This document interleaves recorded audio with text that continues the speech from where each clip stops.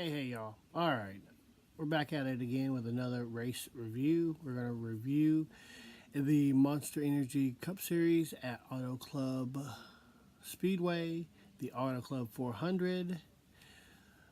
First stage just ended. Pretty good race. They were racy all the way through it.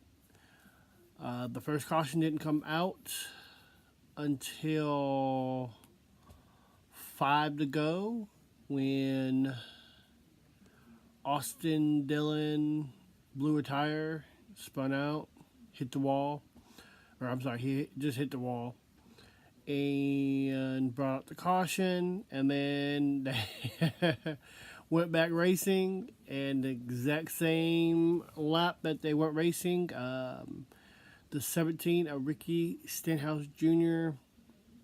got loose, spun halfway around, and just tapped a lot of the people in the pack that he was racing with. He tapped the 19 of Martin Truex Jr., 24 of William Byron, the 20 of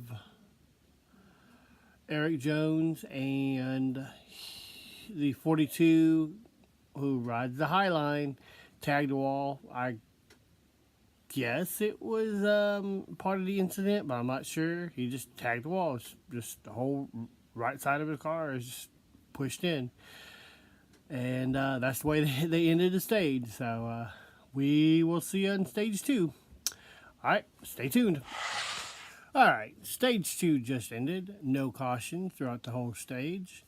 Kyle Busch won stage 1. I forgot to tell you all that. And he also won stage 2. Really no changes. He took off and nobody could really catch him. They're still getting used to this 550 package. They're used to coming off the throttle, or at least cracking the throttle.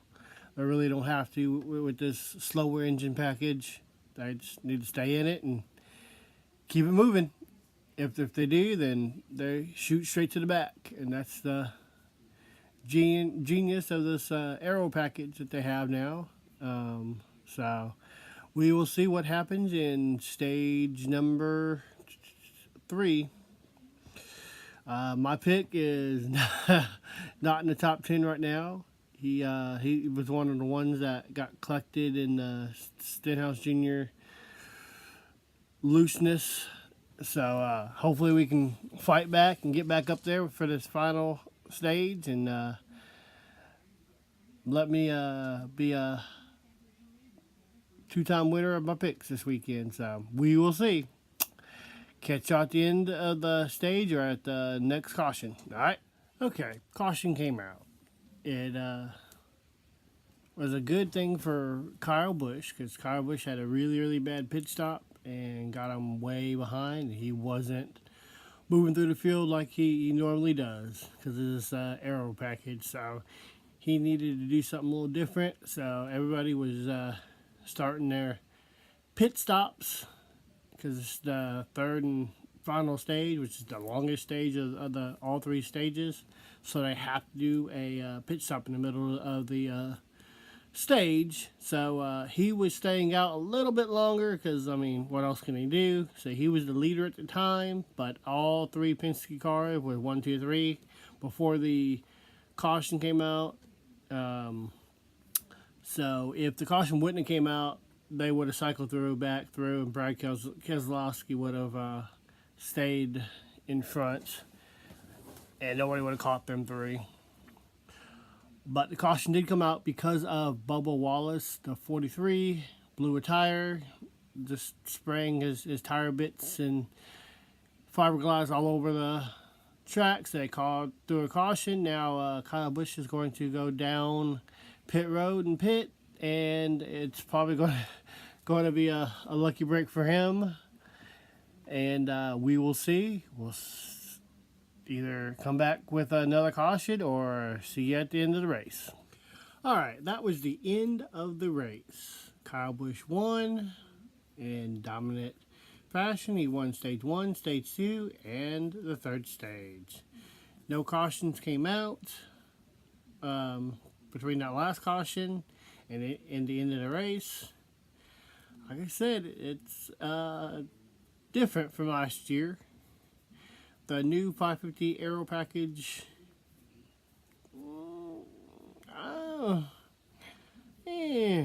There's been different ways of NASCAR been doing it, and so far it's produced, I mean, more racing in the middle pack, and they were talking about more people than they normally do besides the front runners. They back in the back, they ran 5 wide at one point in time, and nobody really could get pretty far away like they wanted to with this Aero package. So I'm enjoying it so far, and obviously people are enjoying it too because their TV ratings are up higher than last year and the year before last.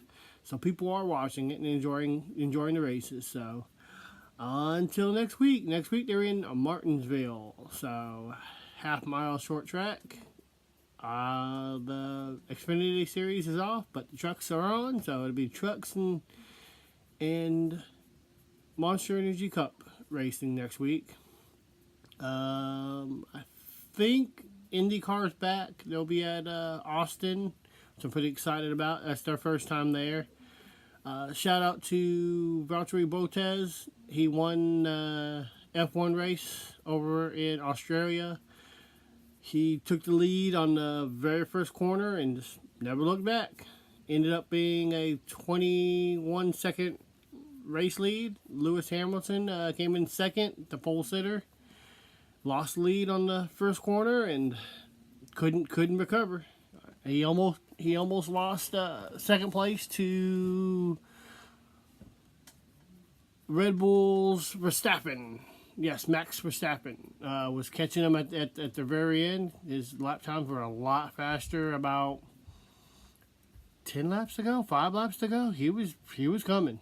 He was coming, but never caught him. I'm sure if he would ran out of laps. I'm sure if he had about 2-3 more laps, he would have been there. He was within a second to him, I think with 2 to go. And there they have DRS zones where you can push a button on the steering wheel and it'll give you a little bit extra speed within a certain limit of the track. And he was within that DRS zone. And like I said, he was coming, but ended up not catching him. Mercedes 1-2, Red Bull came in third. So I'm not sure if I'll do F1 reviews because, I mean, like I said, once you get out in front, you're out in front. The only good thing about this time was they were really trying to push for this extra point for the fastest lap this year. So a lot of people towards the end of the race were trying to get that little extra bonus point for the end of the year.